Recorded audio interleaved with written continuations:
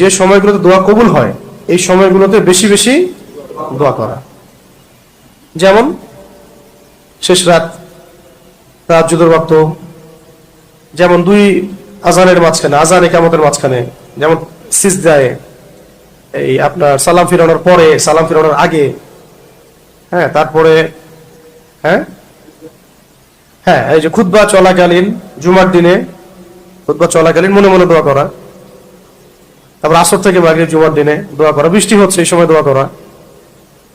তারপরে ধরেন যে আপনি মুসাফির, মুসাফির হালতে দোয়া কবুল হয়, এরকম বহু সময় আছে।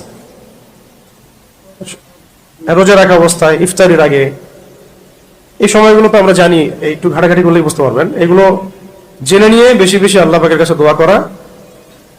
আর যেটা বললাম যে কোরআন তেলাওয়াতটা তো অবশ্যই করব, ফরজ ওয়াজিব এর উপর পাবন্দ থাকা। মহিলাদের ক্ষেত্রে পর্দার ব্যাপারটা খুব জোরালো ভাবে দেখা আর কি।